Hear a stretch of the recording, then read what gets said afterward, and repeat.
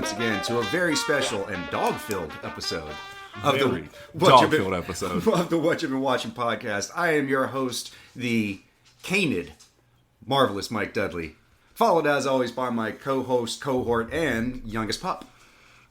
Marcus Dudley, MD3, checking in on the YOU. What is going on out there in podcast land? We are broadcasting live from the What You've Been Watching East Studios, somewhere out by the Miccosukee Trails and the Commons and all that stuff. So, yeah, you know, we're out here doing our thing, what we do best. What's going on with you, though, man? Just chilling, man. Trying to get through the day, as it were. I'm gearing up for summertime. It's starting to get a little bit hotter now, thank goodness. Getting to take the bear out on walks on the trail, and she's loving life once again. I'm so glad to hear that. If you don't notice, we've tried to lock these dogs out, but there's some pitter-pattering on the floor that you're going to probably hear throughout this episode. We'll try to cut around it for the most part, but it's unavoidable as these things happen. If we bring the bones in here for them to chew, they'll just sit there and crunch, crunch, crunch, and then the puppy will just whimper at the door, so... These are our options. So that's behind the scenes. But you know what is also never going to falter or never be puppy infested? Our opening music, Kesta, Always Bright. That's right. It is a very, very lovely song, which we genuinely appreciate, which I actually get hyped for every time we hear it. Mm-hmm. So where can they find us, though?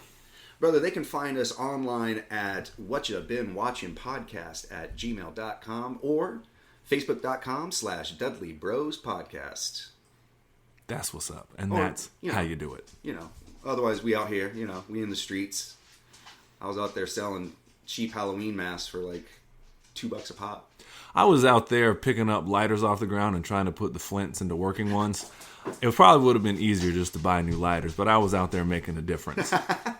So, anyways, though, man, without further ado, man, what's been going on in life, my guy? Because we got a little bit. This is actually a pretty full episode. I was going to say, let's just get into it, man. Let's, Well, first and foremost... What you been playing? Oh, man, I thought you would never ask. Thank you so much. This is the designated subsection of your boy, MD3. Man, I categorized all my video games. Well, that must have been tedious and boring. Man, I wish we were genuinely sponsored by these people I'm about to say, because I really appreciated what they did. It's a little app called GameEye, GAMEYE. If you want to sponsor the show, I'm a big fan of your product.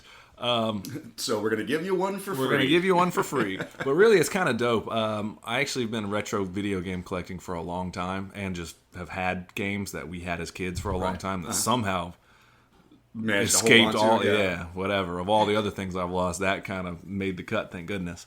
But priorities. I guess, man. I guess.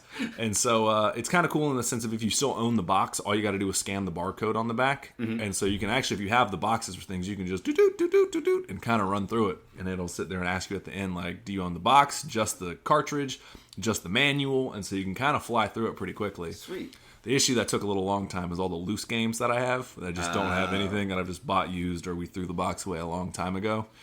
So, man, it felt so good, and nobody cared about it. I reached out to some of my coworkers, and I forced them to feign interest for long enough. Right. So I'm glad that I get to tell you, the people. But, yeah, it was fun, man. I got a pretty deep catalog. It was like 270-something games. Jesus. Yeah, man. I have a real problem. I have a real problem with things of this nature.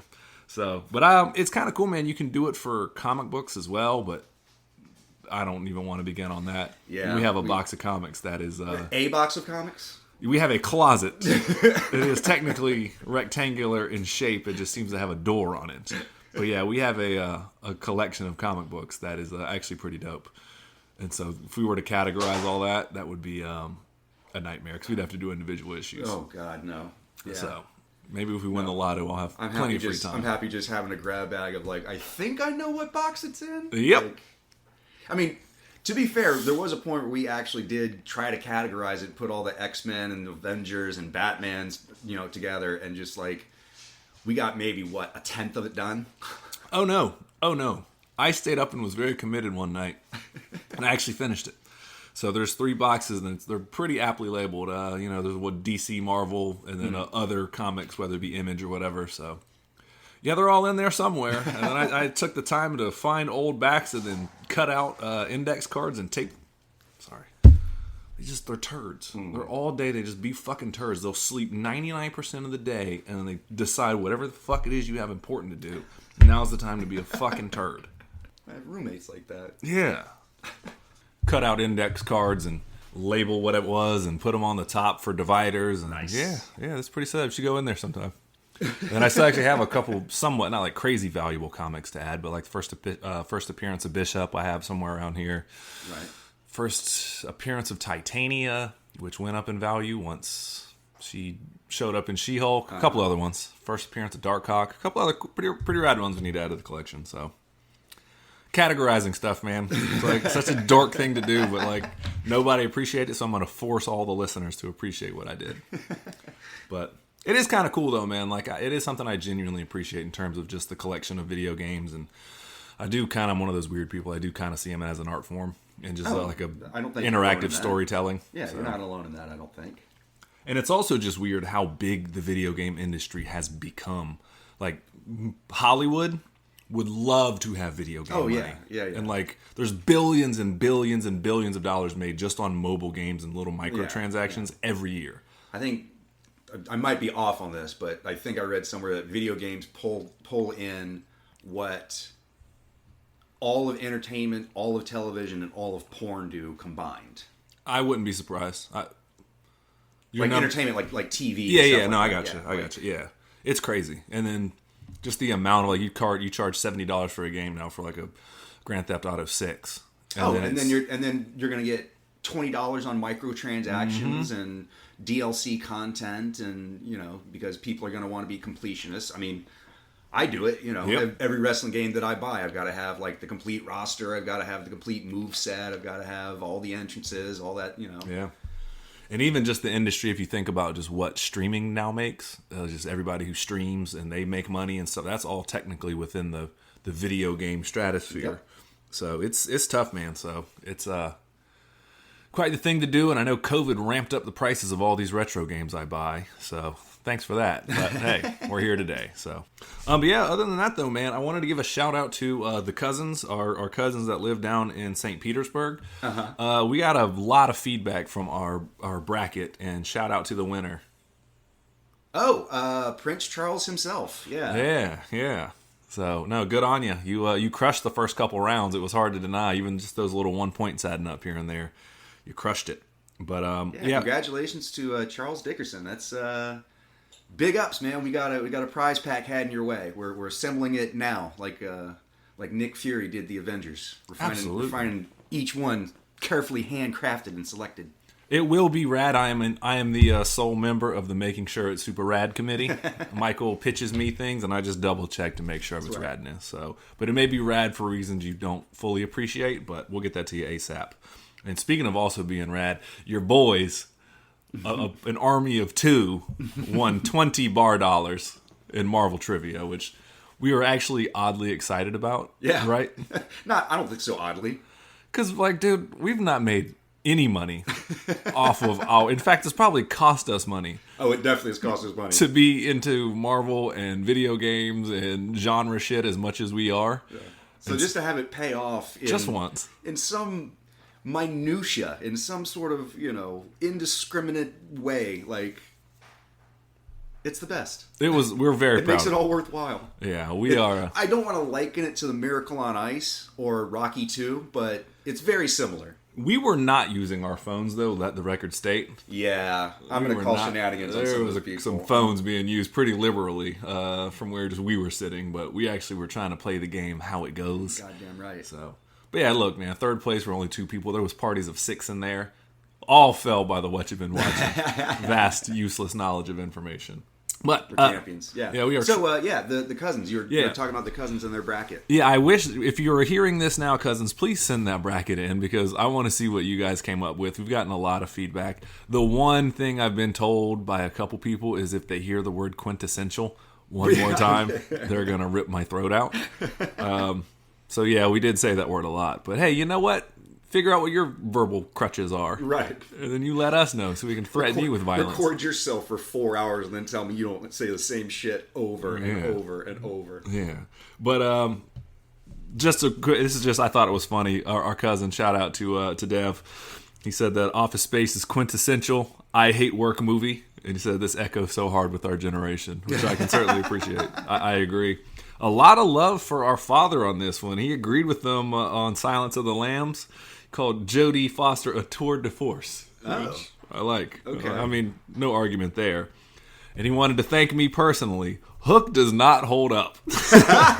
And this was he said, a contentious issue in the late night cousin bracket. Oh, so really? I'm glad someone out there sees it the way your boy sees it. Right on. And he was agreeing with me once again on Natural Born Killers, how Oliver Stone has some hard misses, and this is probably one of them.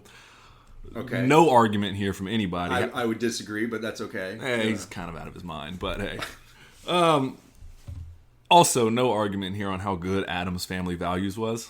I mean, yeah. Yeah. Challenge me. And then he was just talking about how he appreciated hyperviolence, like how Dad is okay with hyperviolence because he can separate the fact that it's truly just a hyperviolent nonsense, right. It's like camp or whatever.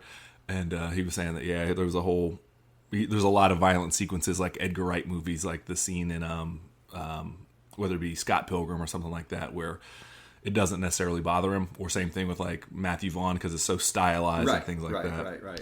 And wanted to give justice for our father on the movie Scream, and he says that movie is scary, and that it's a definitive statement. So, and then there's a couple other things that he was very mad at us. There's threatening us over some things, and oh really? Yeah, well, no, not really. I'm just joking. He's saying TMNT is insane over Unforgiving, and then he wants to let us know that Oscar-winning Unforgiven, and that William Money would murder all of the turtles in cold blood. And dance around as their shells got exploded. But hey, you know what? You play the game how it goes, and you were maybe missed the Ninja Turtles wave. I was going to say, time travel back to me to the year 1990, opening night. We had just come from Pizza Hut. Yep. With the red glasses, the cheap chandeliers hanging above, and I had a great time. I'm not going to lie. That might be one of the best nights of my life, is seeing the Ninja Turtles opening night. Y'all don't even know how good Pizza Hut was back in the day. That was like, man, you. They used to give you pizza, and all you had to do was read a book. All I had to do was lie on your report card. or read a book.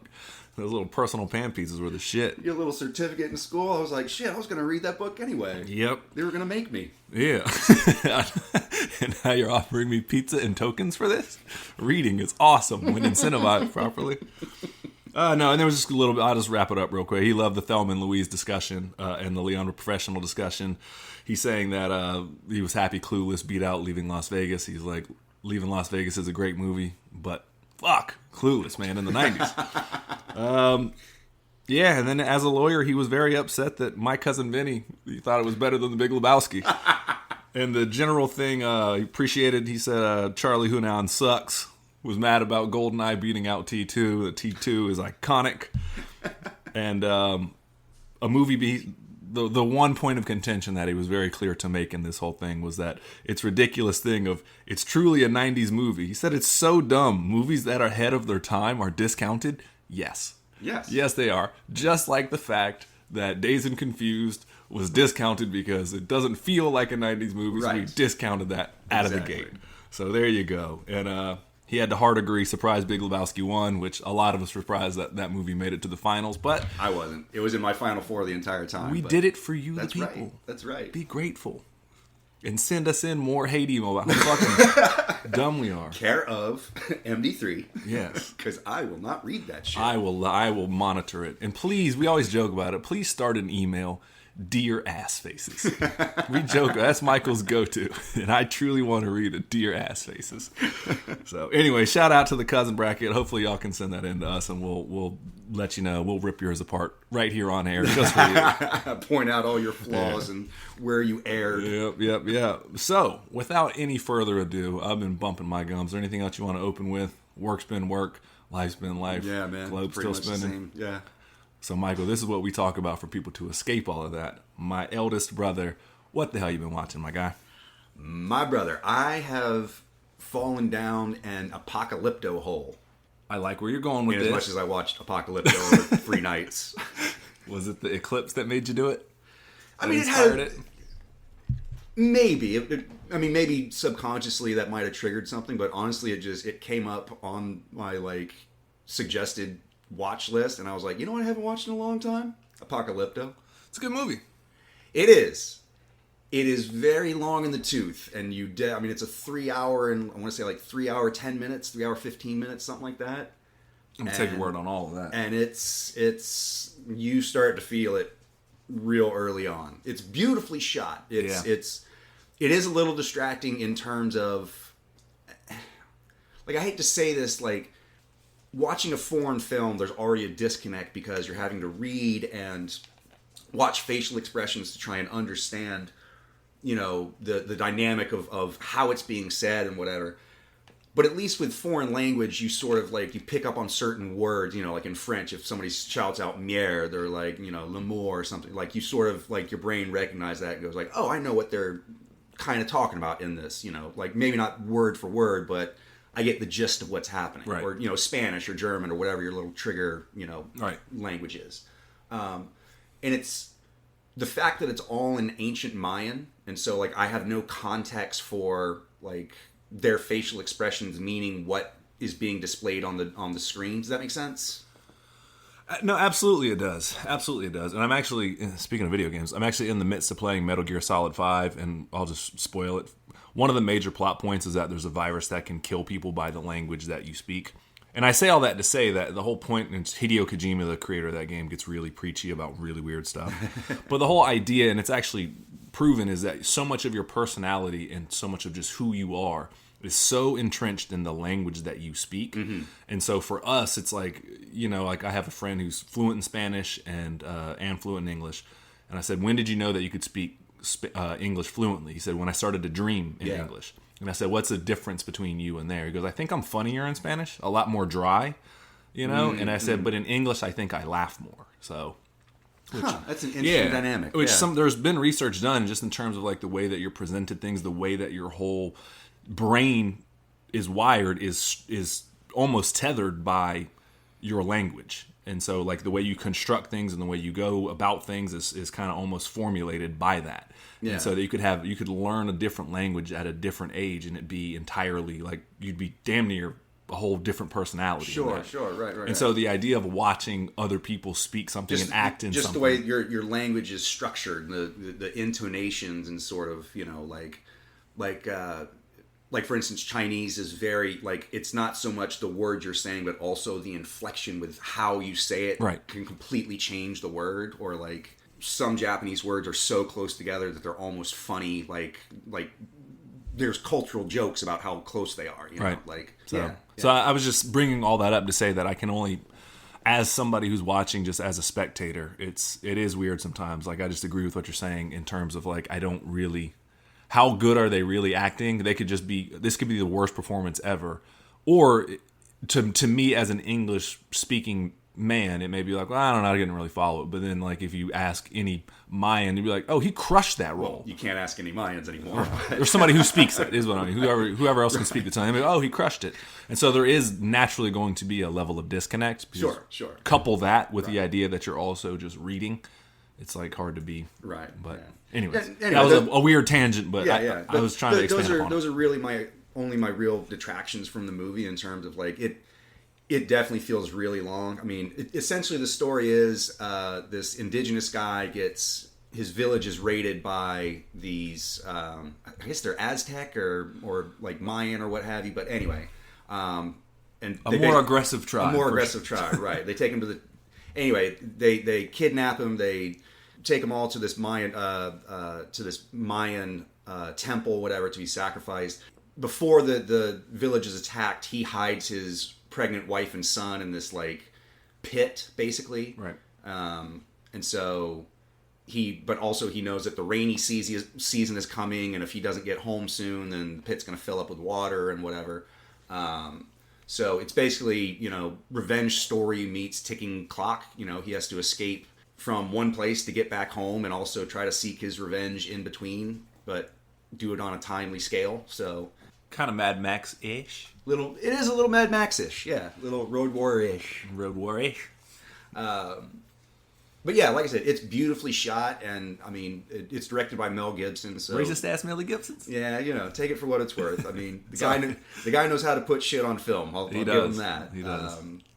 It's so interesting to watch the like how they differentiate the different tribes and sort of like in a world where they all kind of look the same, it's very easy to get lost, but they do a good job of making sure that you know exactly, like, each of the different tribes sort of have a like same material, same basic building blocks, but just the style is slightly tweaked to where it makes them unique. You know what I mean? Like the Aztecs are wearing a little bit more, or the Mayans or whatever, the slave owners, you know, they tend to wear a little bit more jade, a little bit more metal, bones, you know, stuff like that. You know, the indigenous tribe have a lot more like ornate piercings and stuff like that. You know, I never really saw it that way. It is difficult. I mean, especially granted, a wardrobe is a wardrobe department, no matter what it is, and no matter what you're dressing. But it's easier when you do something in more modern time, because you can be like, you can find they do little tricks of the trade, especially in wide shots, to be like, we're going to put almost a marker on our protagonist. But when everybody largely is wearing loincloths and their hair is jet black or whatever, right, it's got to be more of a challenge. So I never really thought of it that way, but you absolutely are right. I never had a question of like, is this the bad guy or is this the good guy? Right. They didn't get into the Transformers mode where I'm like, which robot am I rooting for? Right. Like all the characters have a very distinctive look to them, and so it's sometimes a little muddy, but usually that's only with like the tertiary characters, and it's like, all right, was that the dude or was that his brother? Like, yeah. You find out real quick most of them dudes die off anyway. Spoiler alert. Yeah. So it's Mel Gibson, so it's pretty violent, but it's really well shot. I mean, it's beautiful. It's beautiful scenery. You will not be disappointed. And to be fair, it really does pick up in the third act when he finally like runs with. Spoiler alert: he literally runs with a panther. Yeah, that panther pounces on somebody. He kills a dude with bees. He kills dude. It's the most Home Alone sequence of Mel Gibson violence. It's like Home Alone meets George of the Jungle. I mean, maybe. That was borderline racist. I don't know, though. We're not trying to be. I can assure you that much. I saw it coming out, and I was like, he's talking about George of the Jungle, the movie. So we're talking about as it pertains to films, which, what's his name? Brendan Fraser? Brendan Fraser, yeah. Is very slapsticky in that. So that's what we meant. No, I actually really like Apocalypto. There was a phase where a good friend of mine, shout out to you, Bobby, he was big into Apocalypto, and he watched it a few times at the house. And then, ironically enough, there's a scene in Eastbound and Down, I think it's season 2, where Kenny Powers goes to get back Stevie, his assistant. Right. And Will Ferrell has him kidnapped as a geisha. And so in order for him to free Stevie, he must run Apocalypto, with a scene where they throw spears at him and stuff. So he has to run away in a field while they fire cannons at him. And he just yells, he's like, is this even legal? And he just yells, Apocalypto! And he lights the cannon. And so they all just take off running. So randomly throughout my life, you would just hear somebody yell, Apocalypto! And scramble off. So that movie is... we always take things a bridge too far in my little social circle of drunken shenanigans. So, but no, it's a really good movie, and that sequence where they do start throwing the spears at people for sport as they zigzag, it's pretty brutal, man. Yeah, it's pretty brutal. Yeah, he definitely does not shy away from the. I don't want to say it's necessarily gory, but it's pretty gory. It's visceral. Like the way in which people are dispatched is not usually kind or pretty. Yeah. Yeah, even when he gets his comeuppance on the end and flips the script on his oppressors. Yeah, which, I don't know. How do you feel about the ending of that movie with all the white people ship showing up? Well, let's be honest, that's what it is. You're right. I mean, that's sort of the whole point, is it's a very particular special day for this dude, and yet he still doesn't understand how particular and special it is. But there's hints of it throughout the entire movie, like in the beginning when they're being captured and taken from their village to the Mayan temple to be basically sacrificed in order to prevent this eclipse that's happening. They pass a village and all of the villagers have smallpox, which is a European disease. So there's hints and subtle threads throughout the movie of like, oh, okay, there's something more afoot here. Yeah, I think they were sacrificing people to end that, and then when they were going to sacrifice he who runs with Panther or Jaguar. Jaguar's Paw. Yeah, Jaguar's Paw. They were going to sacrifice him. The eclipse came, the total solar eclipse or whatever. Right. And so Total eclipse of the heart. Well played. Well played. So, yeah, I like that movie a lot, though. I can't really add more to it. You've kind of brought some insight to it. But love or hate Mel Gibson, he does know his way around a film. So. I mean, like I said, yeah. Think what you want about the guy, but I would say the movie's at least worth a watch. At least once. At least give it a shot. You're going to be ready for it to be over by probably about 2/3 of the way through it, but just stick with it. Yeah, agreed. So what do you rate it? Let's see. I'm going to give it 4 heads rolling down some very lengthy stairs. Like, Slinky got nothing on these heads. I think, yeah, I got nothing. That's a really good review. Yeah, I got nothing on that. That's ditto. I'll just second. And then they do the camera where it's the head rolling down the stairs, and like you're seeing it from the head's perspective, and you're like, "Fuck this." Yeah, this is the last thing I see after I get my head cut off. Is fucking ow my face, ow my head, yeah. ow my face, my head. Yeah, it's pretty brutal, man. They're about to carve my dude up, and then the sun hits, and he just bails. He's like, ah, yeah, I'm out. So, anyways, what else you been watching, man? Let's see. After that, I saw. Well, this is going back a little bit, but you know, we just got kind of over Easter, and I watch this every year, just because sentimental reasons, whatever. Jesus Christ Superstar.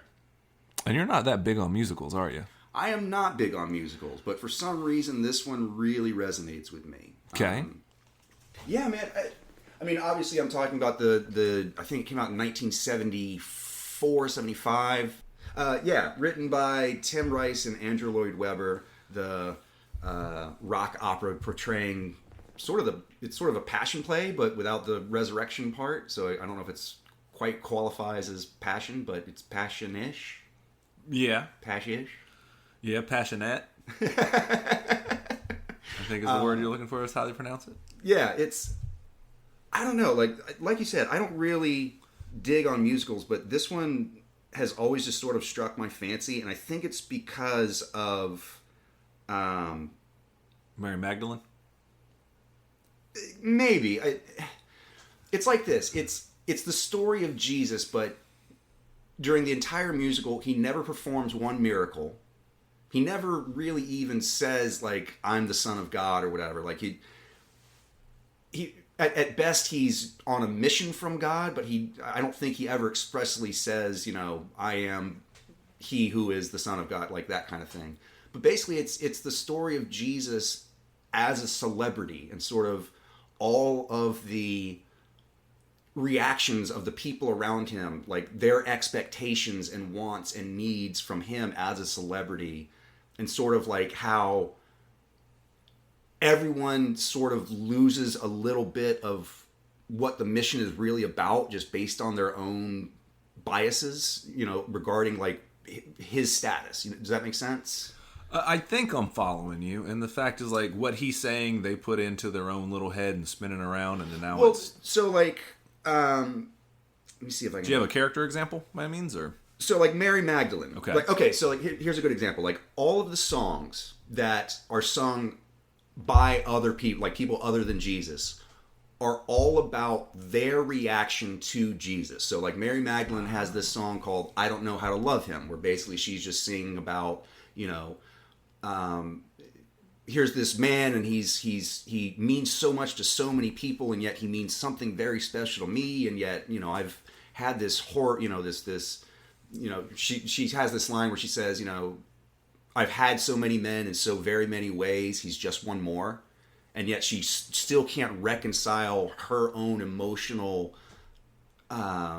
real love for him, and not just as the man, the Messiah, but like as the man, right?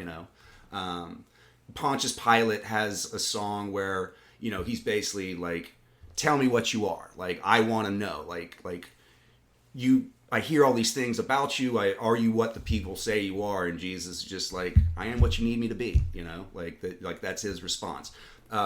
Herod basically has this song where he's like, hey, turn my water into wine, walk on water, dance for me, Jesus Christ, like show me your parlor tricks kind of thing, No, I got you. It's I got you. So it's not him saying, here's what I am. It's you figure out who he is via the opinions of the others and their take on him, kind of. Well, yes, and all the songs that Jesus sings are about, like, he basically sings and tells the apostles, like, you'll forget my name 10 minutes after I'm gone, or there's this song called Gethsemane, which is, the was it the sermon? Yeah, the Sermon on the Mount, the Last Supper, all that good stuff.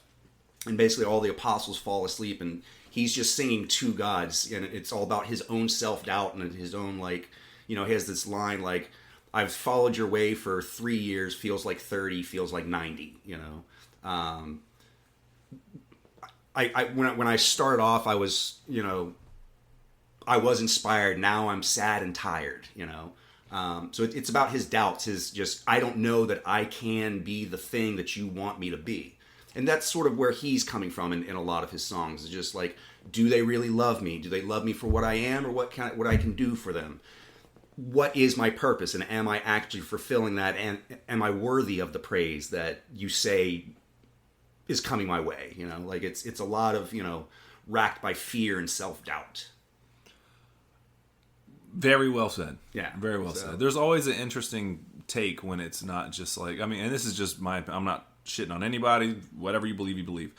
I've just always been the most interested in any portrayal of Jesus that shows him, for lack of a better word, not his flaws, because, he's whatever, but the human element of him. Mm-hmm. When he's just like, hey, I'm a man, and I still think and feel and have, free will and whatever, even though it's, ordained or whatever, but like just his personality, like that's the interesting things. And it's one thing to look at him as just go, oh, and be in awe of it. But, anytime I've put anyone on a pedestal in my life, I've not truly understood that person, Sure, because I choose to see them, and it's, in a weird way, it's unfair to them, to right. be like, I'm just this, right. Like, please don't do that. I maybe not Jesus, but like people in my life, I will fail you. Like, don't hold me in such such an unfair high esteem, Yeah, like you put them on this, this column of magnificence, this of great importance and, demi-godhood, and then when they fall short, you're like, oh, well, fuck that guy, he fucked me over. Like, well, no, he just was living his, they were just living their life, and because they didn't live up to your expectations, now all of a sudden it's their fault and they're the failure. Like, yeah, and the idea of somebody being like, oh, it's Jesus, just dance for me, show him, like, do the miracle thing. And it's like, I've been asked back in the day when I would rap, just like, rap real quick. It's like, and I'm not anywhere comparing myself to Jesus Christ by any means, but simple of the way of being treated like it's a party trick. And you're like, hey, man, not really how that works. It's not really how that works. Or like stand-up comedians, like, be funny. Tell me a joke. Like, well, it's not how it works. I could tell you a knock-knock joke, but it's like, my style is more like, set up, punchline, storytelling, And if I don't do it, I'm the asshole kind of situation? Right, yeah, right. Okay. Right. It's, it's not like, and you wouldn't ask that in any other profession. It's not like you're a doctor and people are like, hey, man, so you're a doctor? Hey, does this look infected? Yeah, they might. I don't know. Or like, I'd be like, get a business card. Here you go. Yeah. So. You're a proctologist? Have I got something for you? Right. Tell me you ever seen this before. He's like, I have. No, I'm not huge on musicals either, and I've always found it interesting that I've tried to pitch you on the very few musicals that I do enjoy. This one just seems to be, it's pretty high on my list, and I don't watch it. I've only seen it a handful of times, but I've always enjoyed it when I have. Well, and quite frankly, I think it's really more my type of music. Like, I don't like show tunes and stuff like that. This one has a more like 70s influence. You got a little bit of funk in there. You've got a little bit of disco. You've got a little bit of southern rock in there. A la like the Allman Brothers or something like that. It sort of covers all these different genres without being too specific, like too obvious or too specific in it. It's sort of a beautiful gumbo of all these different 70s styles of music that really works very well. So cool. Yeah, I need to go back and watch that one, actually. There is a song that, I forget the song, I know you and Dad are a big fan of it. The song that Jesus and Mary Magdalene sing together. Oh, Everything's Alright, don't you? Yeah. Everything's alright. That's the one. Everything's fine. That'll come across. Yeah, it's one of those. If I'm having a really really rough day, I might pop that on just to give me a little boost. Like, all right, maybe it is going to be all right. Yeah, that's a good song. I like that one a lot. Yeah. So, well, yeah, man, cool. Well, you getting into the musicals? Yeah. You know, I still want to see Book of Mormon. Like, yeah, you that should. You should. We went and saw the producers, the local, what's it called? The local production of the producers, Mel Brooks. Right. And it was funny on the little... Springtime for Hitler and Germany. Yeah. It was... I am from Dusseldorf, and so they call me Rolf. We'll do the whole thing, apparently, if Michael knows it, but I don't. But yeah, it was funny. They put on the, like, when you buy your tickets or whatever, they're like, hey, there may be some offensive things. And they pretty much just said, look, it's Mel Brooks. If you don't know who that is, if you're not familiar with his work, what are you doing here, quite frankly? like it's all tongue in cheek. The guy that played the lead, I forget his name, but he's very Mel Brooks' character. He actually did a really good job, and I wish I knew his name. I'd give him a shout out. But played the lead producer or whatever, not the Matthew Broderick character. But, the Nathan Lane. But the Nathan Lane character. He was really good. He was really good. So yeah, no, I appreciated that. But that was my little intro into musicals recently. All right, cool. Jesus Christ Superstar. You have to rate it high, or else you're probably going to hell. No, I'm gonna give it 3 nails. Hey, nailed it. There you go. And you're like, oh, that's offensive. I'm like, because it's what happened. It's factual. Like, okay. I don't know if it's offensive. Yeah, like, or it's not. I mean. There were literally 3 nails involved. I don't know. I mean, it's a pretty direct rating. Yeah, I know. Yeah, it's our more realistic rating we've ever done. In fact. So, anyways, what else you been watching, man? Let's see. After that, because we watched. You put me on a documentary you told me to watch, which we can talk that if you want. Oh yeah. What was it? Oh, Hail Satan. That was the name of the. Hail Satan ? Hail Satan. Hail Satan. Hail Satan. I'm gonna feel gross saying this so many times, but anyways, whatever. But yeah, it's a documentary called Hail Satan. I watched that. So, what did you think about it, though? Tell them the premise. I mean, basically, it's about the rise of the Satanic Temple and sort of them utilizing and gaining momentum as a legal front. And I don't mean front in terms of like front for the mob or something like that, but as a front, front line. I got you. Thank you for clarifying. Yeah, let's see. What did I say? Let's see. Because I had some thoughts, but it basically just documents their political and social rise, you know, and it was super fascinating. Just to see sort of this grassroots organization built out of sort of reaction and revulsion at political happenings that that were going on in terms of the religious influence, the evangelists, politicizations. I think I'm talking. Am I talking nonsense? No. It's a reactionary thing, and it's about striking balance. Really, it's about the equity of it all in terms of like.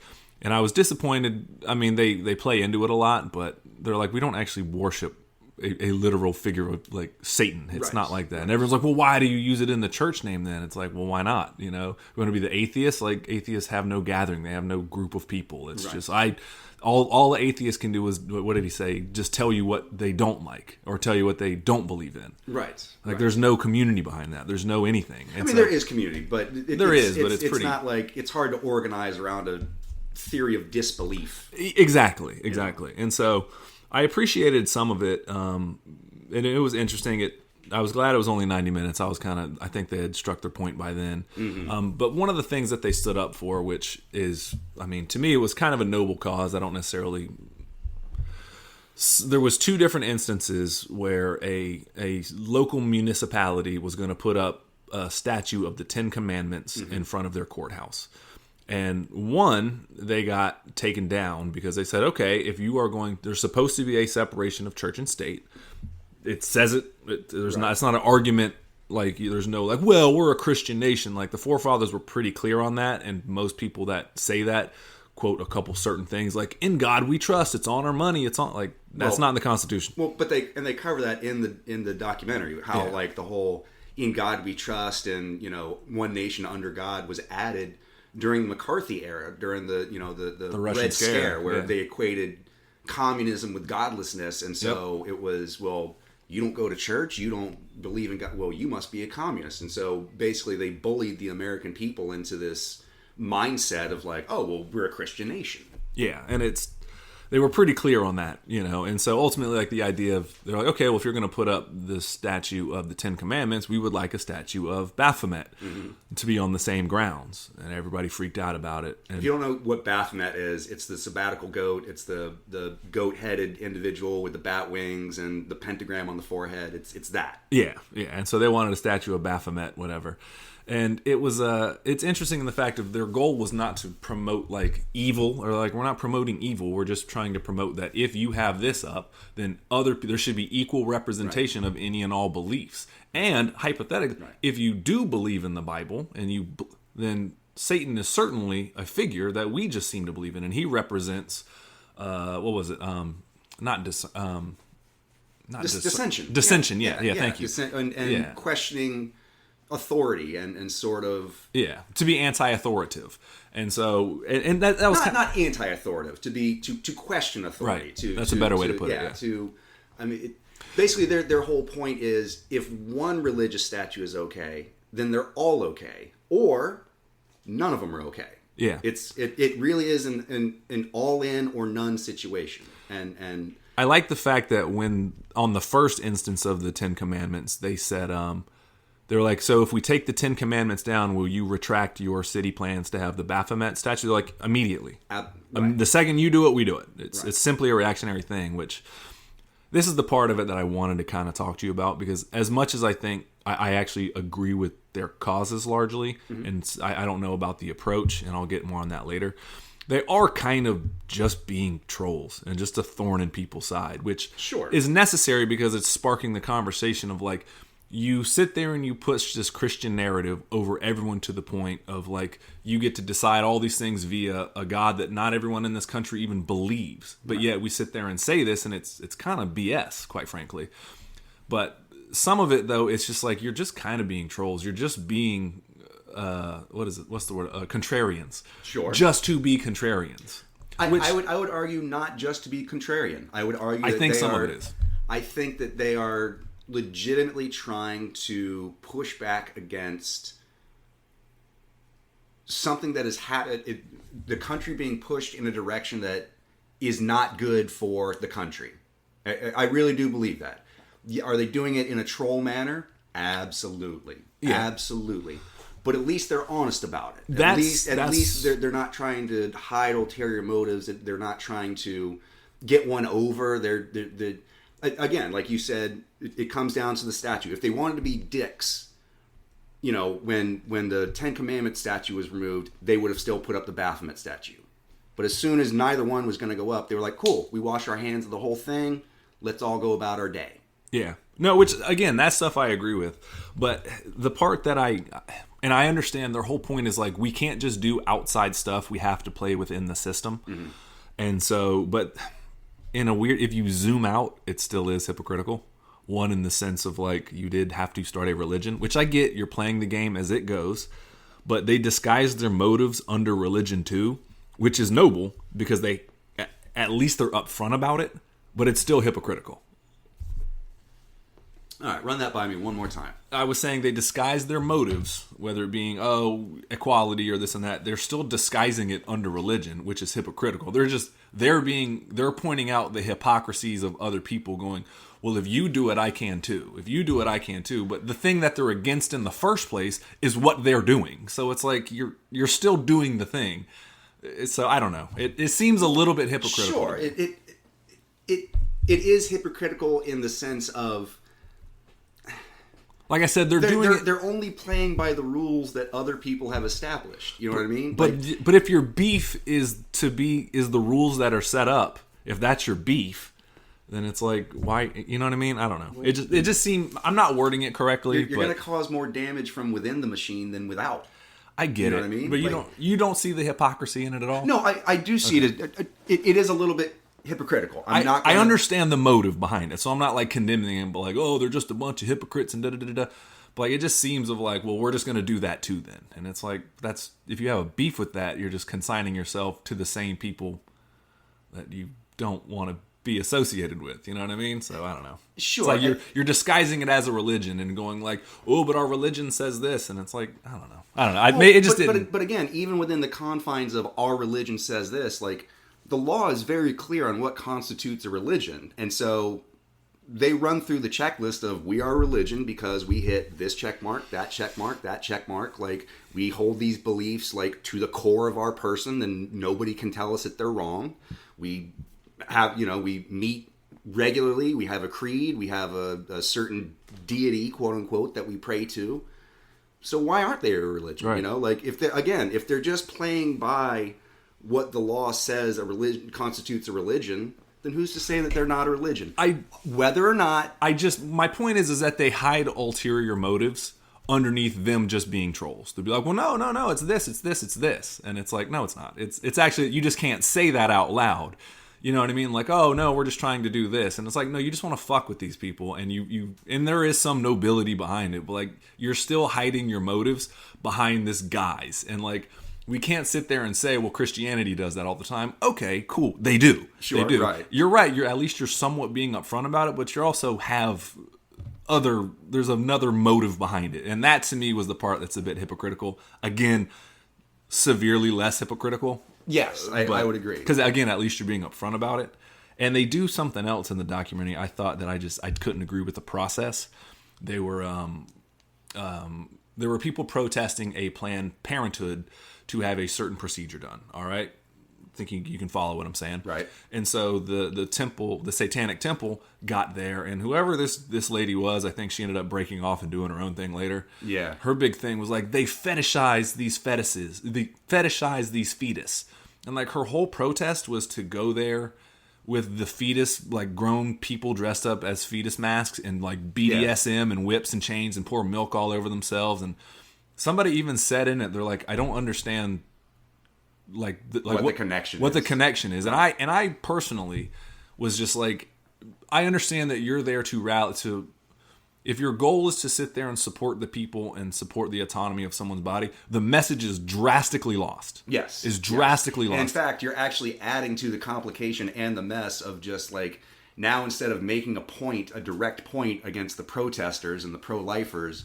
now you have people going like, what the fuck's going over there? Like people who, you're drawing unnecessary attention instead of directly relaying your message. And I agree with that. And my largest thing that I disagreed with is if you are pro rights or whatever like that, if you are someone that's walking in to go get that procedure or have a discussion about that procedure to be done with you, do you think you're helping that person at all by rolling around in milk outside of the step? Right. Like exactly. Miss me with that. Right. And that's what I'm saying. Like sometimes it's like, dude, when I was talking about the hypocrisy, like I understand that was one instance, but it's like you don't sit there and say, oh, well, they're this, and like you miss the message entirely. Like I can't follow that we fetishize feet. We just want to point that out that you're obsessed with it. Okay, so you roll around it, and I get it's performance art. I get it, but I don't know. Do you know what their new tactic is?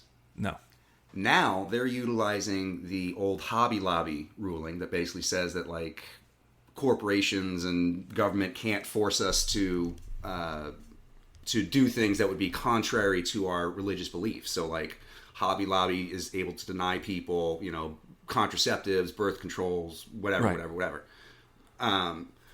Now the Satanic Temple is using that same law to say that, and I'm just going to say the word, we have an abortion ritual that's very sacred to our tenets and to our beliefs. And so to deny an abortion is to deny us one of our sacred rights under our religion.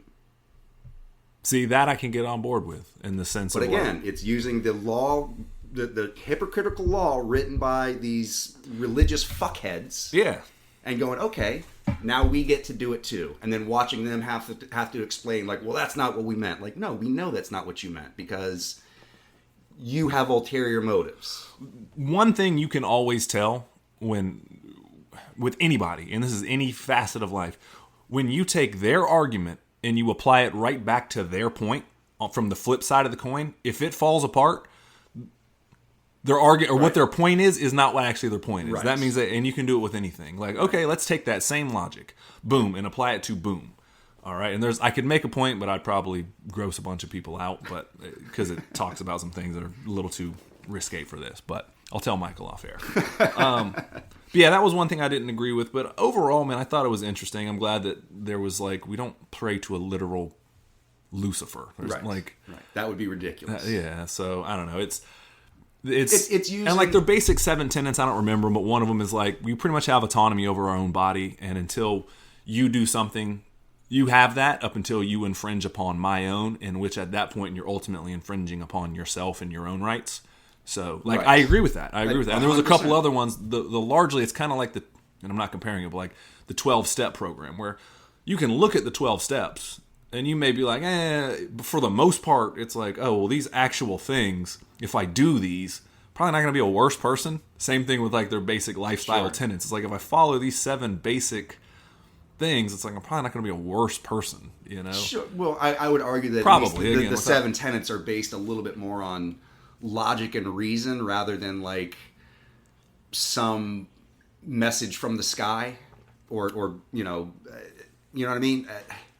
At least the 7 tenets are based in people sitting around and trying to think of what are the 7 best rules for living a good life, a quote unquote good life or a healthy life, you know? Yeah. And I mean, I ultimately think, while it's not applied to life, but I mean, just as a different argument, so we're going to bail on this one quick, but AA is ultimately these 12 things will help you not drink every day. Sure, yes. And so, yeah, and that's all I was saying. And even if you weren't an alcoholic, if you did the 12 steps and you filled in a God of your understanding with whatever it is the hell you want to do, whether it be Lucifer or whatever, you're not going to walk away and be like, oh, wow, what a worse person I am for doing a moral inventory and seeing what my fears are. And you're not. The application is still there no matter what name you gave it. Yeah. And so when they actually read the 7 tenets, it wasn't sign me up. But I was I could see a little bit of solidarity in that of okay, that I can agree with.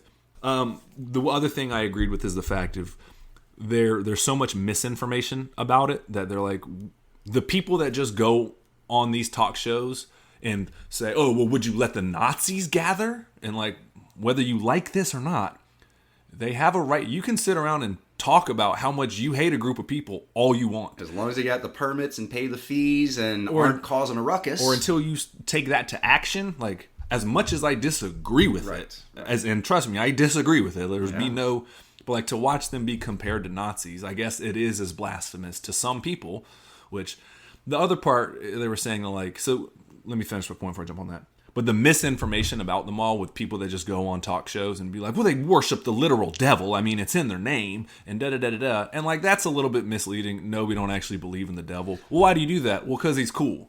Well, no, it's not. One person did say something like that, though. I think that was just some rant. I don't know how affiliated he was with the actual enough to be in the documentary.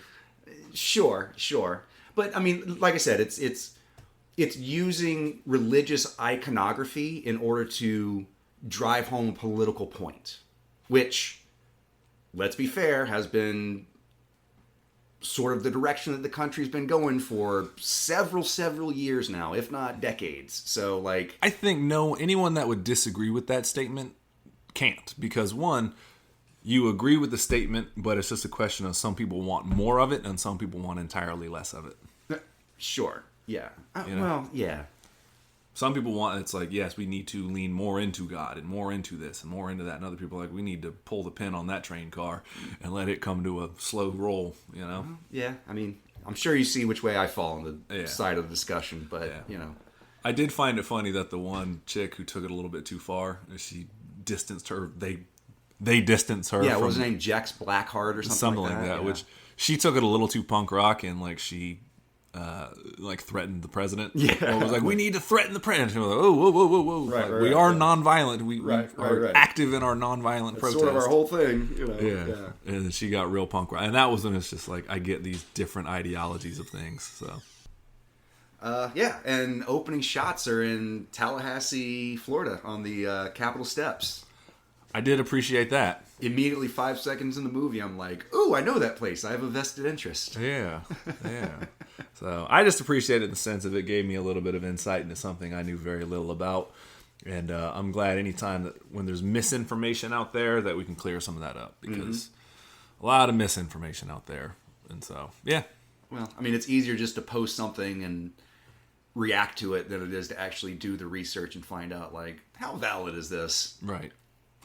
It's much easier. So. Yeah. I will give it an 8-foot statue. I did enjoy it, though. It was, again, it was the perfect amount of runtime where I could start to see, like, they're going to start to annoy me with some of the individual characters of being like, oh, yeah, no, fucking Satan would, like, I don't know. Nope, we're not doing all this. Yeah. Some of you, I'm sure, would just annoy me as people because you're the same people that would be like, get upset about every single cause. Like, you know that the fur industry, bro, I don't care. Like, here's a secret to Marcus, all right, just real quick, is that I'm pro a lot of things. About most things, I'm pro. It's like, oh, yeah, I get all that, man. I'm for your cause. I'm for very liberal causes, whatever. But here's the real secret. It's because I don't really care. If it affects me directly, then I'm like, ah, shit, I don't like that. But if it's like, oh, for example, gay people want to get married, I'm like, cool, that sounds like a great idea, but it doesn't really affect me, so I don't really care. Right. You know what I mean? And so that's okay. My laziness makes me quite the humanitarian on a lot of things. And the same thing here. It's like, you want to praise the devil? Cool, man. I don't care. It's whatever. Sure. Even if it's not the figurative or literal devil. So, let's see. I'm going to give it a 5-starred pentagram from the depths of hell. There you go. The infernal star. They would be very appreciative of that rating. So, no, the filmmaker did a good job, though. So, what else you been watching, man? There's a couple other things we could pivot to. Let's see. Been watching a lot of Loki. Just finished that season. Oh, you finally did your homework. I was going to did. ask you if you were ever going to. Yeah. Finally finished Loki season 2. I thought it was fantastic. It took a while to get on board, but I think by episode 4 or 5, it really started cooking. And I really liked the finale of the story, how sort of Loki became this god outside of time and space, and bringing together all the threads of the different realities and sort of ensuring that they all exist simultaneously. I mean, for you to say it started cooking at episode 4, I agree. There was a lot of loose threads going on, and I think they did that intentionally, as season 4 and 5 figuratively and literally pulled all the threads together. But yeah, it was heartbreaking. It's the tragedy of Loki, and watching his character arc from when he was first introduced in the first Thor to now, where he finally does achieve a throne. But it's weird because it is the most important throne in all of existence. Sure, yeah. It's the keeper of all realities, and he literally forms a throne out of the threads of reality, and yet he doesn't have one subject. Like, he's the highest throne of all, and yet master of none. Yeah, that's a really good way to put it. That's really good. And that's all he's ever... And the first initial Avengers, what he craved was subjugation. Yeah. And now what he's delivering is the exact opposite. Redemption, And not only that, no. I mean, he wanted people to kneel to him, to bow. And now he just wants people to be free and to live of their own accordance. Right, and not by the rule of whether it be even on the highest level of Kang the Conqueror or He Who Remains or whatever it is. So it's like it's free from all of that. So it's wild, man. And it's his story is just really captivating. And I got really emotional in the final episode. His final mission where basically spoiler, in season 1, he and one of his variants kill Kang the Conqueror, essentially uprooting all of time and space. And so season 2, he has to prevent Sylvie from killing Kang. And so it's this weird dynamic of he was a villain in the Avengers and the rise and fall of, sort of we see him becoming more and more heroic throughout the Thor movies and throughout the various Avengers escapades.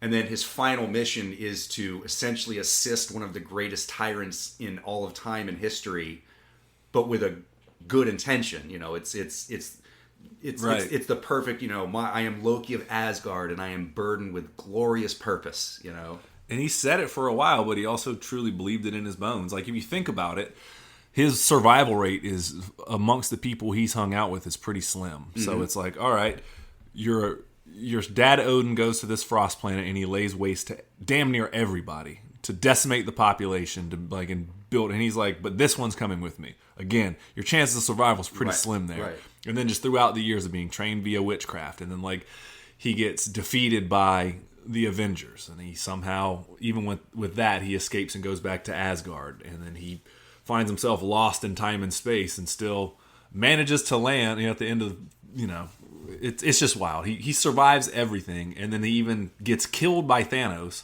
but it's still a variant of him, who the same Loki that we just fell in love with, who began this magnificent arc of before he was killed, he called himself Loki Odinson instead of Laufeyson, which is like, oh, this I truly am with my brother and I understand my place.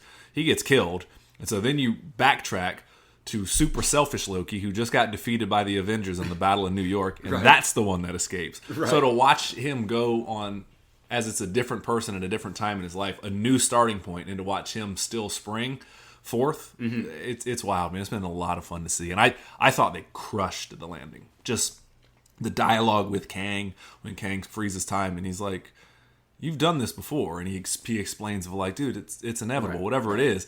And then Loki, I'm the master of all time, and yet you think that this is the first time we've had this conversation, or even this same situation. Like, come on, man, we've been here before. I've seen it. We've played this out. It's a familiar track to me. Yeah, and he's like, well, I'm going to let you finish it out, though. And then Loki stops time. And that was the kicker, when he's like, and you think this is the first time you've said that to me? Right. And he's like, what? Slam dunk. And then he's like, okay, now we can get down to it for real and stop playing, because this has just been humorous to me. And he's like, so if you want it, he's like, the loom was always made for me to come back. I told you that. Right. I told you that. Right. I am because of me and despite me. I am like, you know what I mean? I am inevitable. Yeah. And so I really thought Loki's grand sacrifice at the end, it really crushed landing. It was I couldn't see Loki going any other way. And like you said, it's a tragic victory. He gets everything he wants. I mean, essentially, like when we first meet Loki, the only thing he wants is a throne and to rule and to be respected and in control. And he does. He essentially is in control of all reality and all time and all space, and yet no one will ever know. Yep. Yep. The grand machinations of removing himself from all realities and yet present in every reality. Beautiful, man. Yeah. It's beautiful. Your heart hurts for him. And Tom Hiddleston is great. I mean, he's so fantastic in everything. He's been coming back all this time as Loki. That's, I think, why is part of it. Yes, the character of Loki always comes back in different forms, and I bet he smells like sweet pomegranate and shoe leather. Ooh, yeah. On the falls, it would be some sort of flower, some sort of hibiscus mixed with pumpkin, possibly. Ooh, I was going to say maple syrup. There we go. I like that's what it is. Yeah, very earthy. There it is. See, we figured it out for you, buddy. Tom Hiddleston, what do you smell like? Yeah, this episode write us in. Brought to you by Hiddleston, a new cologne. Oh man. No, it's a wonderful. I'm so glad you finally got to watch it. I forgot so much about it now because I remember telling you you're gonna watch it, and you're like, yeah, get to it. I'm like, we're not gonna talk Loki. But I really liked it. I still think just the series of Loki, while they still may have bad moments on, like episode 1 of season 2 was a little hard to watch because it was just all over the place, and I didn't have my footing yet. But right when I got found, it was like, okay, now they truly brought it all back full circle. But I think Loki, in terms of the Marvel TV shows, is the most consistent. I think the highs of WandaVision are higher than Loki. Mm-hmm. But I think Loki is a consistent it vibrates at like an A-, where where WandaVision will drop to a C and then soar to a A+ with extra credit. You know what I mean? Right. Depending on what episode it is. Yeah. This one is at least. Yeah, I'd say it's a consistent, solid B+. You know. Yeah. So it's hard not to like. So if they want to bring them back because even like Moon Knight, like there's episodes of Moon Knight that were incredible, and then they slow it down, and it's like, okay, now we got to do this thing and whatever. But exposition dump episode. Yeah, and it's fine. It's fine. But so, Other than that, though, man, you want to talk about a final X-Men show? Yeah, final Marvel show. Yeah, you got anything else on Loki season 2? Or? No, man. I'm just gonna give it infinite timelines. I'm gonna give it an Elgin watch, which was almost what the Temptations were called, the Elgins. Anyway, so we also watched, and we're gonna talk about it again when the series finale hits. But we would be doing a grave disservice if we did not talk about a little bit of X-Men 97. My God, how good is this show? It's the best show on TV I've watched so far. And listen, I know we're already going to get... This year. Yes, yeah. I know that we're going to get detractors that talk about, like, oh, it's just nostalgia, and it's just, it's you guys longing for cartoon, Saturday morning cartoons for your youth. Yes, it absolutely is that. It is. It's that. But also, this is probably one of the best written shows that I've seen in a while. I mean, just agreed. The heart and the content and the emotional, the character arc that they take some of my favorite X-Men on is just so... It's so interesting to watch, and I'm so captivated. I mean, this... As much as the very first cartoon dealt with adult themes and sort of adult themes put in a very simplistic way for a child to understand, I think that this one really tackles them on a more adult level.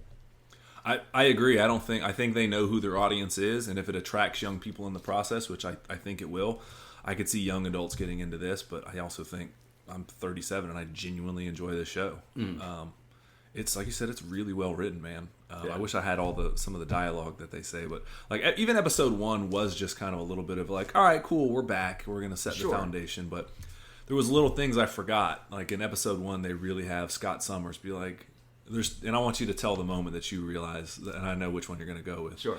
But there's a moment where it's like you realize why Scott Summers is the leader of the X-Men. Oh yeah, and when he handles his business, and everyone could talk about the scene where he jumps out of the plane without a parachute and he slows himself down, and kind of lands on the ground because he just optic blasts his way to the earth. Yeah, but there was a scene where he's in a fight sequence against the Friends of Humanity. Friends of Humanity, that with the front of house. Yeah, front of house. Yeah.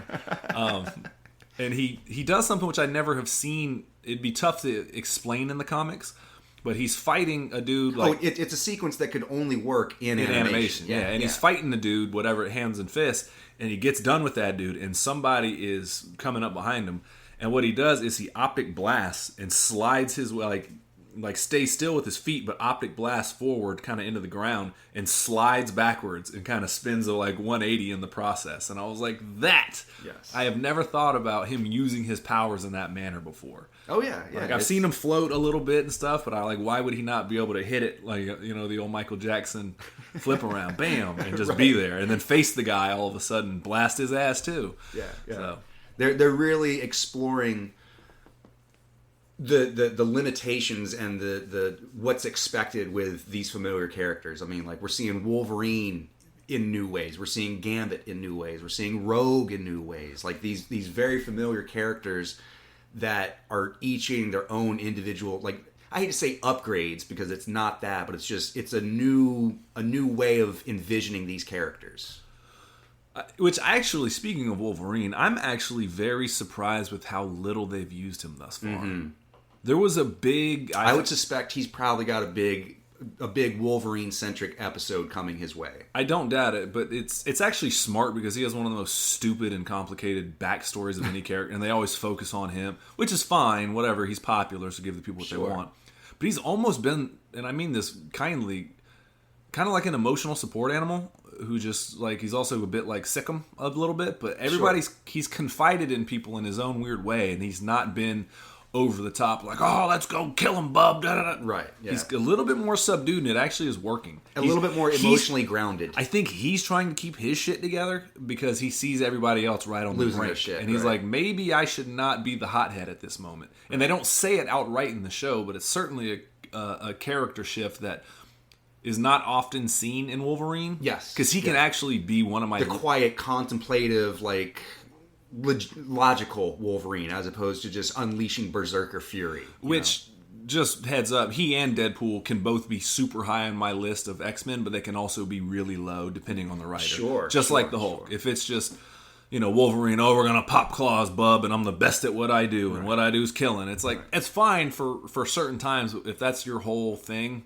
that story arc, whoever's writing that, it gets old real quick. Yeah, it's easy to fall into... Schnick, / Well, yeah, just whatever gimmick that character's offering. It's very easy to fall into, we're just going to make Deadpool silly, and we're just going to make Wolverine badass, and we're just going to make, the Punisher say fuck a lot and stab people, and like, of course it's very easy to do that, but like I always appreciated when we get to see the more complicated side of these characters, the sides that, not that they're being duplicitous, but like they don't always show to everyone else, and we all have that, Right. we have the persona that we want people to see us as, and then we have the flip side of that is maybe a little darker, maybe a little bit more subdued, a little bit more complicated, that we don't always let shine through.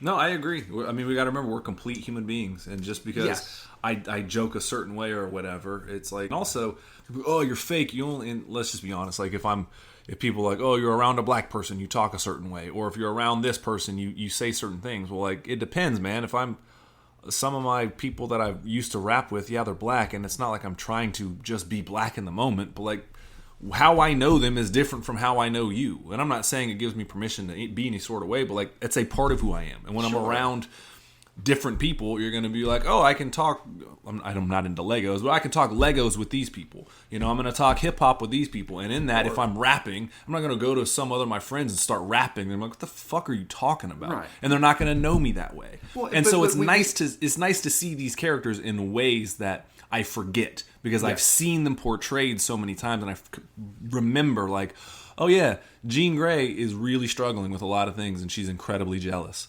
Right. Scott Summers is really trying to believe in everything that Charles Xavier does, and he's been his loudest champion and believes in him. And now what happens when you finally start seeing cracks in the belief that you've structured your whole life around, Like Gambit, it's very easy for him to be Pepe Le Pew. Yeah, Pepe Le Pew, or just, laissez-faire, as he would say, just carefree. And to see, like, there's the episode where Rogue basically says that she's going to go be with Magneto, and it's for no other reason. We got to talk episode 5 with a different tone now. Hang on. Yeah. But go ahead.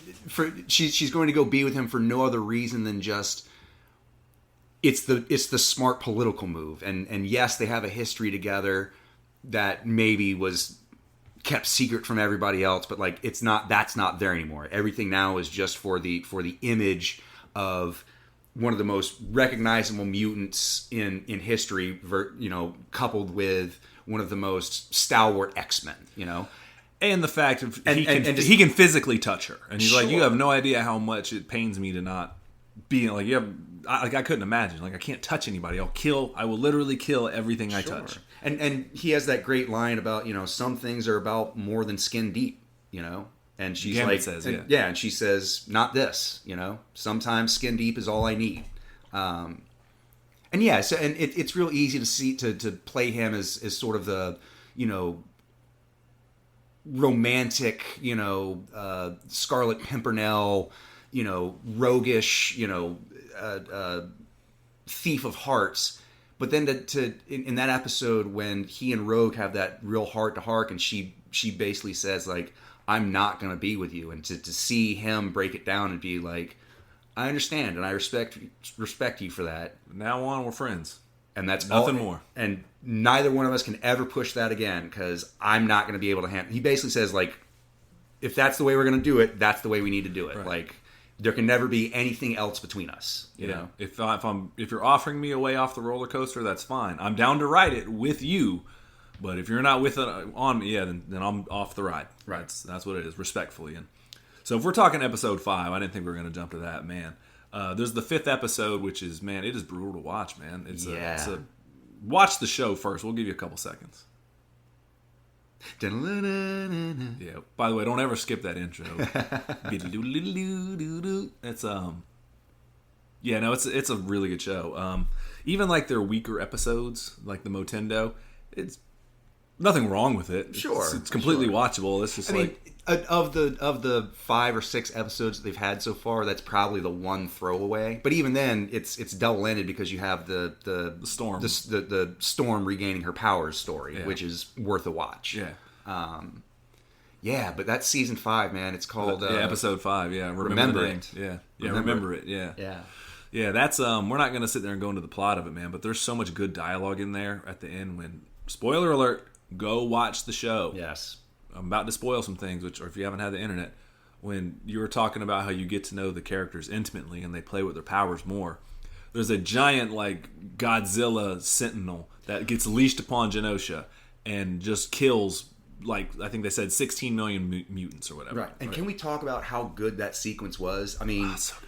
It literally was shot like a kaiju movie, or like a Neon Genesis Evangelion, or something like that, or Akira. Just the sheer destruction and death on display is heartbreaking. I mean, essentially, this giant, badass, overpowered sentinel attacks Genosha and just lays waste, and you see people dying and buildings crumbling on them and fires and just these little glimpses of humanity and life just being snuffed out just at random, like no rhyme or reason, like why this person is running from the blast and survives and the person next to them gets hit, who knows. There's no direction to it. And Magneto says a line when it all happens. He goes, "We will not wonder today if we could have saved more." Because that means, and what he's saying is he's not saying we're going to save everyone. He's just saying our efforts, all of our efforts and energy is going to be put into saving. It's not going to be, oh, well, we only 90%ed it that day. He's like, right. There's not going to be a moment, like, mark this down. They tried to save as many people as possible. And granted, this is brought on by, he sees the death and destruction happening around him, and he has flashbacks to the Holocaust in his early life, and he flips out, and he's like, never again, and tries his hardest to fight back, and is trying to be the leader that Charles Xavier left him to be. Basically, the whole premise of the series is Charles Xavier, at the end of the very first X-Men series, was almost assassinated and had to go off into space with his Shi'ar lover. Whatever. This one picks up 6 months later. Now Magneto has been willed as leader of the X-Men, and so it's sort of his struggle in terms of trying to be the leader that Charles Xavier had always envisioned. Anyway, tangent over. Yeah, so just him stepping up in that leadership role and just like old Magneto would have been so focused on revenge and so focused on, well, we must annihilate those that would oppress us. And just to see his dynamic shift into, oh no, I have to save these people. Like I've always wanted to be the savior of mutant kind, and now Annie up. Now's the time. How do I respond to that? Yeah, because you're not destroying the machine, but there was, and I'm going to steal this from online because I was just, there was so much discussion about it. It was hard to not just be on social media and get some things. But at one point, he's about to take his best shot at the machine, and he ends up grabbing a subway, or like an entire subway link of cars. I don't know what you call them, a subway train. Yeah. And he uses it as a whip. And he's using the same thing. Now, whip is historically synonymous with oppression. Sure. And so he uses the same weapon as the oppressor back on them. Right, and right. I just thought it was such a... And again, I never thought of him using his powers that way, of like taking a subway car and just whipping it around. Wow, wow, and just bringing heat. Like, man, it's so good. And after that, he's just like, oh man, the Morlocks aren't... And so he bails, but... The grand sacrifice that really messed me up, though, because we were talking about WandaVision earlier, and again, spoiler alert, is the moment that Gambit dies. Rogue freaks out because she sees how many people these Sentinels have killed, and Gambit knows the truth. He sees what's up. He's like, if you go over, you're dead. Right. And Magneto enfolded Rogue and Gambit in iron to be like, I'm trying to save your life, too. Right. And in this final moment... To stop Rogue from making a very horrible decision that would probably result in her death. And in that final moment, right when the Sentinel upgrades its blast and just keeps firing at Magneto, he resorts to his native tongue. And he says something in German. He looks down at one of the little kids he's protecting, and he tells him in German, "Do not be afraid," and then fucking is obliterated. Yeah, and it's such a good scene, such a tearjerk scene, man. Rogue breaks out and flies away to go smash the Sentinel. Gambit, however, has other plans and chops on a motorcycle and launches the motorcycle at Rogue fully charged and blows her out of the way. Right, like, you need to sit down, and this is the best way I know how to do it.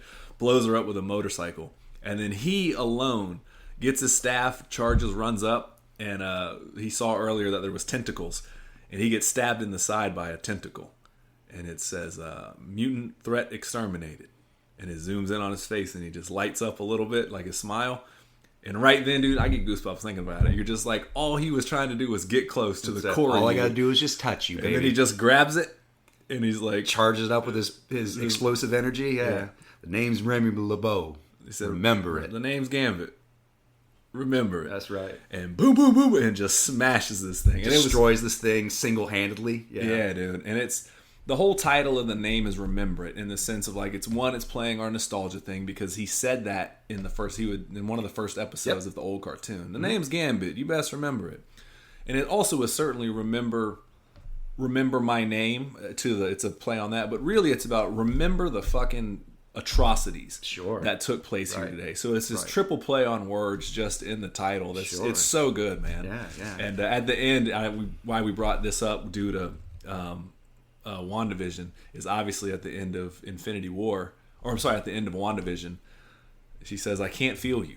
To Vision, "I can't feel you," and that's what Rogue says to Gambit. It's like, "I can't feel you." Yeah. And somebody whose mutant power literally is sucking the life force and memories out of people, and she's just holding this man that meant so much to her, just bawling, just tears streaming, and she's gasping, "I can't feel you, Remy. I can't feel you." Cut to black. Yeah, it was one of the best episodes. I haven't felt maybe a little bit more with the episode, but when I saw the Frank episode of The Last of Us. Oh yeah. More so with that episode, but this was the closest I felt to that episode watching episode 5. But that episode was a little bit longer, a little bit more in depth, a little bit more more out of left field. Well, they had a lot more to play with. Yeah. As that one was an hour and some change. Yeah, and about an hour. This one was 34 minutes. 37. So, but no, it was one of the most pleasant in sense of I walked away from that Last of Us episode crying and being emotionally devastated. That's how you do television. And I walked away very similarly from what got me was the fact of one, I'm such a softie in my old age, and two, it's I did not see this emotional investment in that. And one of it, and this is what I want to talk. Do you got anything else on the show before we pivot, or besides just go fucking watch it? Yeah. Other than that, I will say that I think the most recent episode where we deal with the fallout of the massacre in Genosha. Oh yeah. Gotta talk that. Nightcrawler's eulogy about Gambit, about how he basically is talking about Gambit's flaws, and he so subtly spins them into benefits and pros about Gambit. He talks about how Gambit always believed in luck, and yet despite all his sins, despite all that, he always seemed to come out on top. And how he says something to the effect of how could I? Gambit always wondered, how could I be a hero with such a marked and dark past? And he never realized that it was because of that dark past that he was so inspiring. And how God, what else did he say? He said something to the effect of because his power was based on explosive kinetic energy, he could always see the potential. Oh, yes. Much like his power, he too had... Yeah, pretty much he had limitless potential as well. And he did the allegory of... but despite all that, Gambit, much like life, was wild. Right. Or he said, much like the cards, was wild. Yeah. And so it was he was always the X of the X-Man kind of thing. So why part of those episodes were so devastating to me personally, and Nightcrawler being there was an added plus.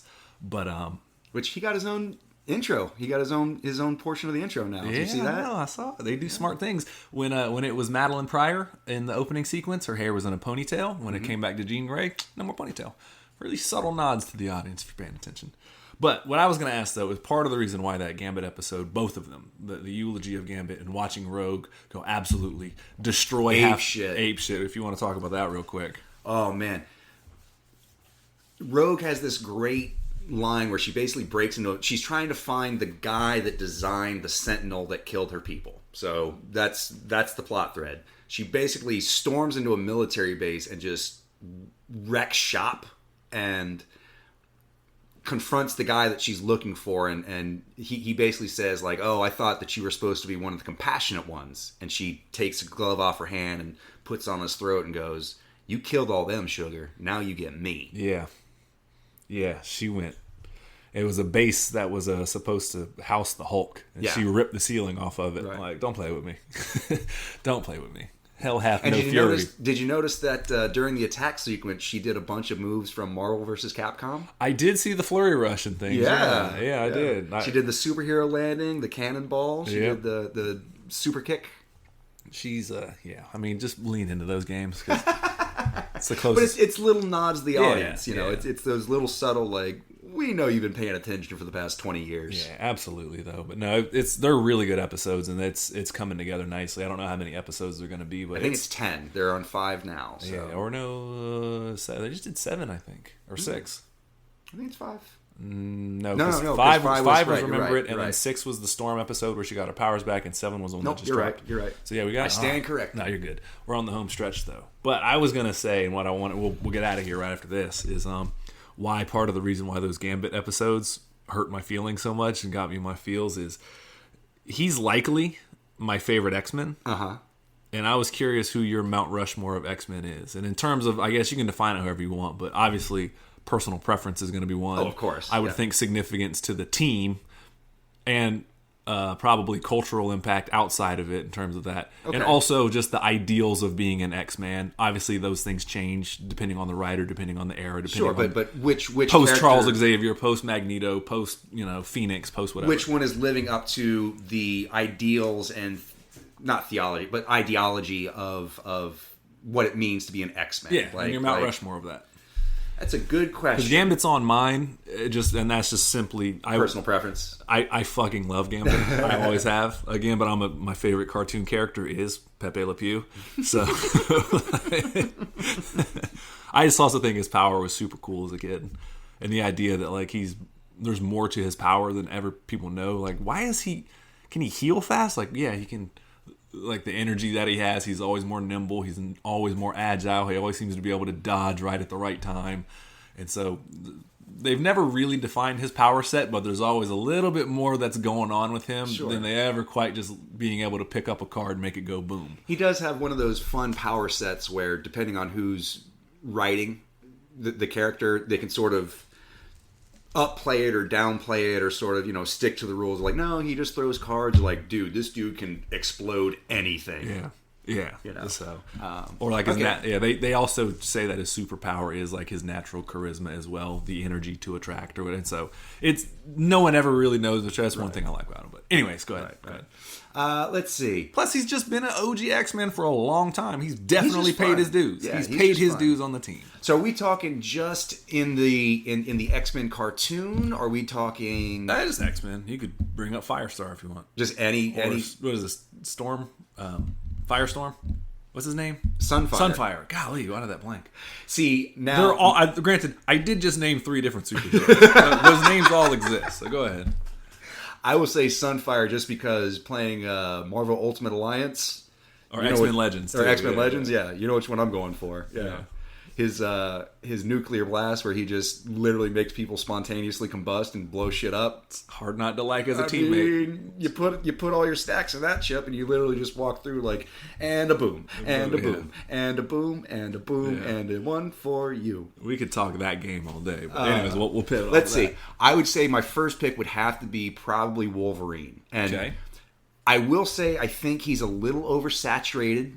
I think that especially like when it comes to the comic books, there was a period where he was in probably 5 or 6 different teams, and his superpower was omnipresence and being able to be both in the Avengers and the X-Men and the Fantastic Four and the Uncanny X-Force and the Astonishing X-Men and guest starring in Spider-Man and also in Iron Man and also.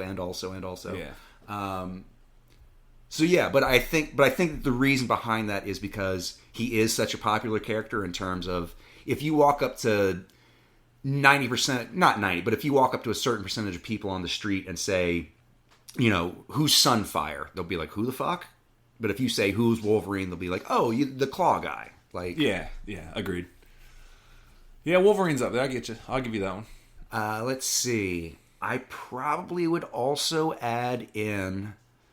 And this might be a little bit more personal preference, but I've always liked the character arc of Cyclops.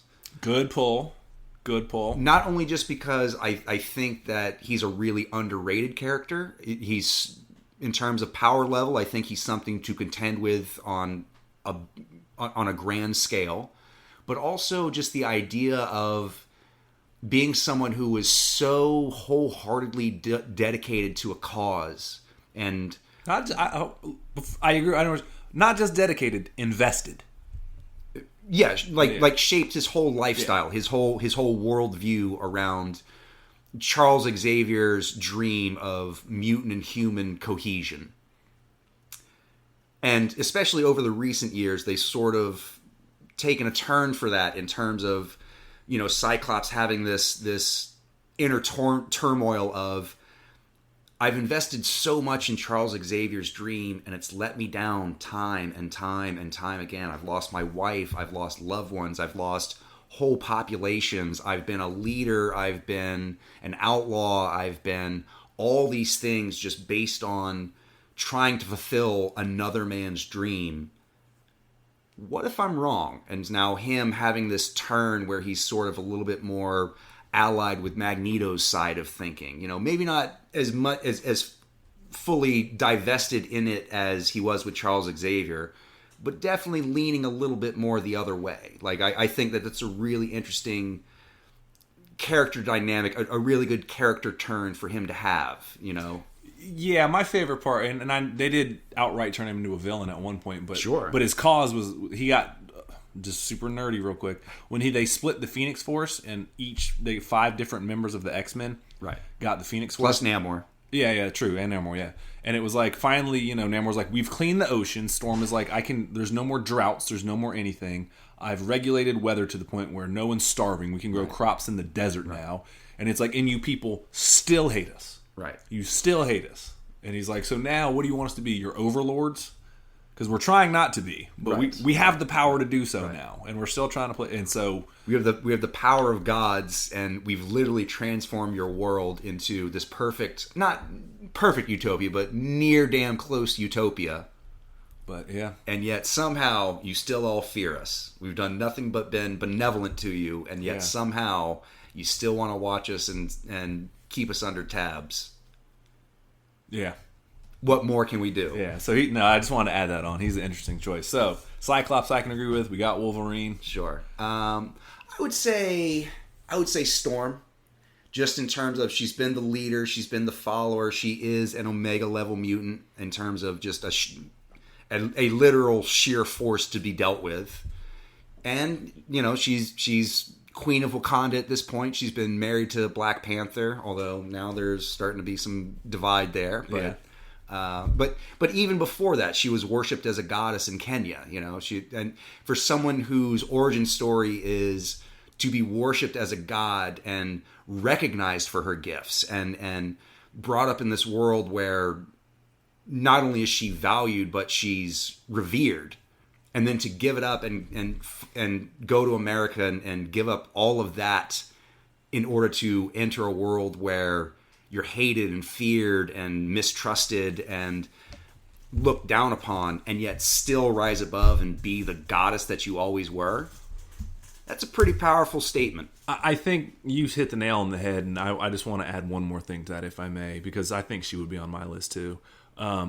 Is that her dedication seems to be more so than anyone is, yes, to the mutant race, but it's also whether it be Charles Xavier or Magneto. Huh? Weather. See what I did there? Let's check that bingo box. Unnecessary puns that Americans didn't notice. But whether it be Charles Xavier or Scott Summers, Cyclops, or Magneto, whoever's leading the pack and calling, her dedication very much so seems to be what her own sense of morality and what is right and wrong. And she will not fall. She will defy if she's like, no, we're not doing that. Yep. It's just a child. She's like, or whatever it may be, which I'm sure there's been a comic book where she said, it's just a child. So she seems to have a very strict moral compass, which really is upheld. And that's what I think. Yeah. She's not her morals are not predicated by whoever's in charge. Her moral compass very much comes from within, in terms of like, no, there is a right way and a wrong way to do this, and if you stray from the wrong way to do this, I'm going to speak up. I'm going to not only speak up, I'm going to make it problematic for you to get your objective done, because it is important that we do this the right way. Yeah. So Storm, gotcha, and you got one more. Oh man, Good list so far. Good list so far. Wolverine. Yeah. I mean, this is just my list again. Yeah, we're good. Like you might put Gambit on yours. I did put Gambit on mine. Okay. So yeah, let me hear. Maybe you want to come to 4 together? Yeah. Come to 4 together. I would say Gambit, one personal preference. He's paid his dues. I just think he has a cool ass power set, and regardless of what it is, he may be sneaky and sly, and he has a back history, but this is something I respect, and a lot of people that know me. There's people that I have passing familiarity with, but Michael, I think you can attest to this. The people that know that I fuck with them, there's no half in, half out. I may not speak to you for 2 or 3 years, but the second, like, you know that, like, Marcus is all on board you. And I'm sure there's people listening to this right now that are like, oh yeah, Marcus does call me all the time and is always rooting for, like, and that's not to brag on myself, but I just think Gambit is very much so like that. He may be very, like, yeah, whatever to a lot of people, but there's no mystery on whether or not Gambit rocks with you or not. Right. And even if he disagrees, he's still going to rock with you, but you're going to hear about it. It's like, hey man, what the hell was that? He's very, like, hard on and it's only because he's passionate about the people that he loves, and he ultimately does want the best for the people he loves. Yeah, and so Gambit is high on. He's paid his due as an X-Man. Excuse me, let's try that again. He certainly paid his dues as an X-Man and been around for a long time. I would be remiss if I did not add Nightcrawler. That's a good choice. I think Nightcrawler is just inherently he's damn near a saint. They call him a demon, but he's certainly in his behaviors and everything he does is saint-like. He's always certainly the religious compass, and he will not falter on that either. Sure. But he also knows that it's a new world in which he's living in, and he had to navigate. And to be hated so much and to still have faith in something, I admire that. Sure. And it's very akin to Charles Xavier's own thoughts of, like, I've been hated, I've been outcast, I've been attacked with pitchforks and flaming spears. Literally. Yeah, like in like Frankenstein's monster. Yeah, and I've been treated that way, and yet I still have faith in something that I can't see, that I just understand its presence. Sure, and the dedication to something like that, I don't care who you are, you may disagree religiously, that's somebody you want on your team, of being like just the dedication of it will prevail, no matter what struggles we have on there. Like I know a couple people that are, just to go completely, they're very Christian or whatever. Sure. And I'll tell you this, they don't preach at me or anything like that, but it's like their conviction is so strong that you're like, even if I disagree with you, I don't think you're full of shit, because I believe you believe everything you're saying so much that I will not call you, like, you know what I mean? Like, it's something admirable. We may have a fundamental difference on where that comes from, or like the nuance, the nuances, but ultimately, I know that what you are telling me is you believe 1,000%. Right. You could be like, these crystals, man. You could replace God. These crystals, man, and you might not want to hear it because you're like, I'm gonna crap about your crystals. But the people that present in a certain way, you're like, I believe that you believe what you're saying, and there's an authenticity to that. Sure. And I think Nightcrawler has that. Well, and ultimately, he doesn't weaponize it. He's not using his faith as a crutch or an axe. You know what I mean? Good way. It's very much. It's very much. Like, in a weird way, he's a good Christian because he doesn't preach at people, but he has a Christian answer for any question that comes his way. Like, why this, Nightcrawler? Well, the Lord tells me that blah, blah, blah. We are all creatures created in the image of God, and one day we'll all inherit paradise, and so why not make that paradise here on earth? Yeah, no, and he sees a very bigger picture that a lot of people don't. And I think most people's issue with any form of most things, and certainly with Christianity, is the whole hypocristian.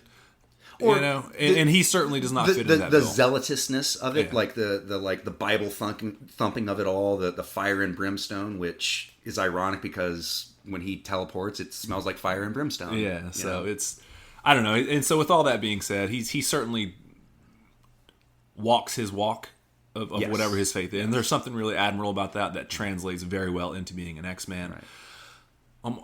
Storm, I guess. He's very humble, and he oozes humility. But, way more humble than you, bro. Which is a great joke. Storm has got to be up there, but if you're taking her, I would say honestly Colossus. Okay. I think is a phenomenal X-Men. He's a put your head down, do it. Talk about also somebody who just has an inherent sense of right and wrong and believes truly that, he's a big old softy. He's like, I got this body of steel, but like, I just want love and to be buttery heart. Yeah, a big old soft buttery heart. And he's just a super likable guy. Yeah. He's one of those people that like, he may have his own BS or whatever, but like, we all know somebody that it's hard to find somebody to say something bad about him. Well, I think ultimately, and maybe this comes from his backstory of growing up in communist Russia, but he's the X-Men that like he's just gonna put his nose to the grindstone and get the job done. Yep. Like he's not gonna complain. He's not gonna try and buck the system. I don't want to say that he's gonna follow orders blindly, but if you need a job to get done, if you need like, hey man, I need you to pick me up at the airport at 4:00 in the morning, and I'm going to have a bunch of luggage, and some of it's going to be bloody, and I need no questions. He's going to be like, comrade. Yeah. He has the almost annoying, hopeless optimism of like, yes. Get back up, we can do it. Get back up, right. We can do it. And again, it goes into his work ethic alone, and I think that he is really like a boot on the ground kind of X-Man, right. That you gotta respect. Right. So he's steel in skin and soul. You know what I mean? Good like way to put it. It's very like he's very stalwart in his beliefs and his dedication to like, oh, this is just what has to be done. This is whatever weight I have to lift right now. That's the weight I gotta lift, and it's up to me to lift that weight. Yeah, Yeah, so that would be my 3. You got a 4. I mean, Storm is really high. Storm might be my number 4, but sure. I can find another one. See, another one. So you said Cyclops, Wolverine, Storm, and then you just need one more. Dang. See, this is where the hardship comes in. We could talk, by the way, X-Men all night. So that's why we're limiting ourselves to 4. I would say, as much as I want to give it to Charles Xavier, I think he's a little bit blind to his own cause. I think he's like, right now, if he was rude, like, I'm the Osiris of this shit. I can't even make my own list. I would actually give it to Magneto, because I think that as much as Charles Xavier has the right idea, he's not willing to see beyond his own scope. Does that make sense? Like he is so dedicated to his own vision that he can't see outside perspectives. Where I think Magneto, although he may be a little bit misguided in his methods, is at least willing to admit when, okay, maybe that wasn't the path to take. Yeah. Also, he's been a terrorist at points too, and he's been a there's that great line when he takes over Genosha. The reporter asks him like, why is Genosha willing to let a terrorist be its leader? And Magneto says, well, why is the rest of the world willing to let their leaders be terrorists? Great line. Yeah. Great line. Yeah, and Magneto I could rock with. You've said probably some of my other ones. So Kitty Pryde, I'll just give you a couple honorable mentions. I think my answer would be Storm. Kitty Pryde, I think, is inherently just the X-Men of X-Men. She's just like, when she has enough of something, she's like, no, we're taking this to the source.